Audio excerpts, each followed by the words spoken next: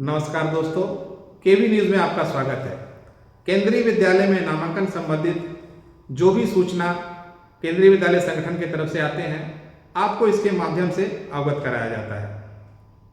बहुत सारे अभिभावक ने हमसे सवाल पूछा है कि सर मैं ये काम करता हूँ, मेरी कैटेगरी क्या है, मैं यहाँ इस डिपार्टमेंट में हूँ, मेरी कैटेगरी क्या होगी।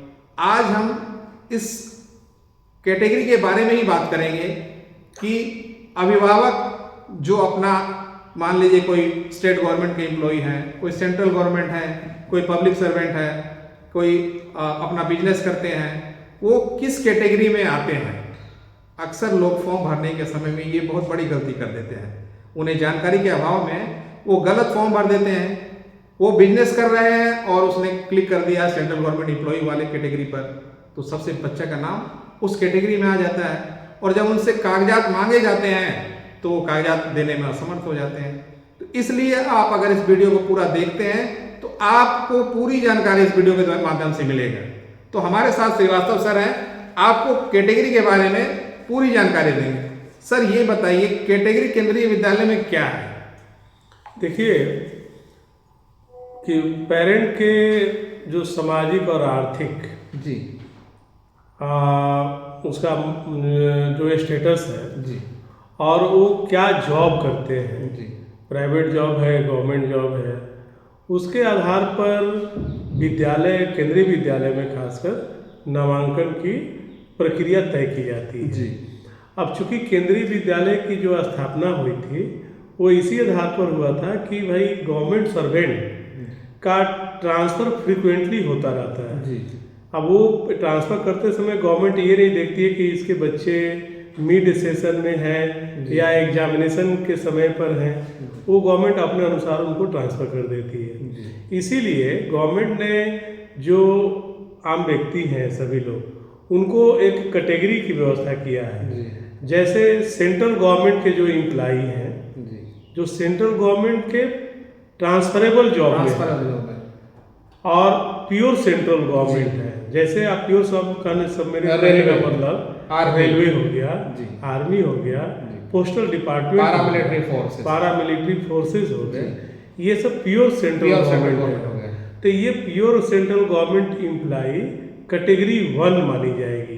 कैटेगरी 1 का मतलब एडमिशन में उनकी सबसे पहली प्राथमिकता, यानी एडमिशन में सबसे पहला प्रायोरिटी उन्हीं को मिलेगा। कैटेगरी 1 में जो प्योर सेंट्रल गवर्नमेंट के ट्रांसफरेबल वाले जॉब वाले एम्प्लॉई हैं, मतलब उसमें permanent transferable central government employee category 1 यानी वरीयता 1 उनको दिया जाएगा। उसके बाद जो सेंट्रल गवर्नमेंट का ऑटोनोमस बॉडी है, अब ऑटोनोमस बॉडी से ऐसे समझे कि जैसे केंद्रीय विद्यालय संगठन ही है, ये ऑटोनोमस बॉडी है। आपको बैंक हुआ, बैंकिंग सेक्टर जो है वो ऑटोनोमस बॉडी है। LIC of India autonomous body है। LIC के जो कर्मचारी हैं या एजेंट? नहीं, एजेंट नहीं, एजेंट तो भाई वो प्राइवेट हो गया ना। यानी LIC के जो एम्प्लॉय, परमानेंट एम्प्लॉय जो है, LIC के जो परमानेंट एम्प्लॉई है न, वो बीमा एजेंट नहीं, उसके जो एम्प्लॉई है वो या फिर बैंक के जो एम्प्लॉई हुए या KVS संगठन के नवोदय विद्यालय के एयरपोर्ट क्या है, ये भी सेंट्रल गवर्नमेंट का ऑटोनोमस है। ऑटोनोमस यानी ये भी कैटेगरी 2 में आएंगे। कैटेगरी 2 में आएंगे, माने जो भी ऑटोनोमस बॉडी है वो कैटेगरी 2 में आएंगे, उनकी वरीयता सेकंड होगी। सेंट्रल यूनिवर्सिटी क्या है, किस में आएगा sir category? Central university category 2 में आएगा, लेकिन वही स्टेट गवर्नमेंट की जो यूनिवर्सिटी है वो कैटेगरी 4 में जाएगा।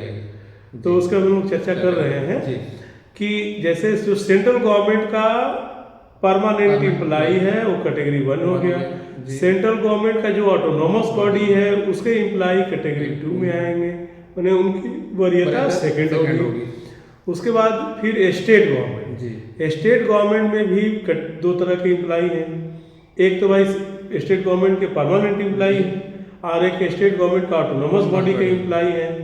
तो स्टेट गवर्नमेंट का जो परमानेंट एम्प्लॉई है वो कैटेगरी 3 हो गया। जैसे पुलिस हो गया, टीचर हो गया।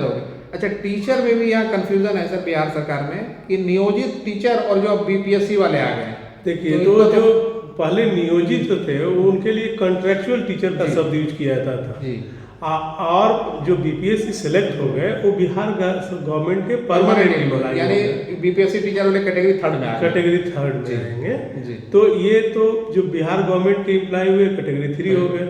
अब बिहार गवर्नमेंट का ही जो ऑटोनोमस बॉडी है, ऐसे समझे कि जैसे आपको सहकारिता वाले हो गए, आपको यूनिवर्सिटी एम्प्लॉय हो गए, स्टेट नगर पालिका हो गया, स्टेट गवर्नमेंट के जो हॉस्पिटल्स हैं, सरकारी हॉस्पिटल हैं, उसके जो एम्प्लॉय हैं कैटेगरी 4 में आएंगे। मैंने जो गवर्नमेंट मेडिकल कॉलेज है जी, कॉलेज एंड हॉस्पिटल, उसके एम्प्लॉय, ये सब ऑटोनोमस बॉडी होता है, ये कैटेगरी 4 में आएंगे।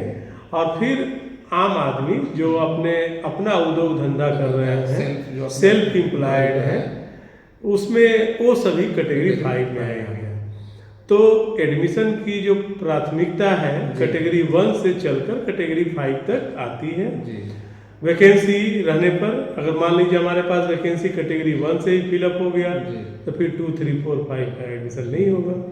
लेकिन मैंने वरीयता यही है कि भाई पहले सीक्वेंस यही बनेगा, जो भी लोग फॉर्म भरेंगे हम उनमें से कैटेगरी 1 के एम्प्लॉय को पहले लेंगे, फिर कैटेगरी 2 को लेंगे, फिर 3। ऐसा भी गाइडलाइन में क्या जिक्र है कि मान लीजिए सेंट्रल गवर्नमेंट एम्प्लॉई है कोई और जिनका ट्रांसफर ज़्यादा हुआ है तो क्या उनको वरीयता दिया जाता है? हाँ, अब ये एक समस्या गवर्नमेंट के सामने या हम लोग जब काम करते हैं तो आता है कि भाई ये हमारे पास ऐसे मानिए कि एक ही सीट है और 2 सेंट्रल गवर्नमेंट के प्योर एम्प्लॉय जो है वो फॉर्म आ गया, तो असमंजस हो गया कि भाई किसको एडमिशन दें।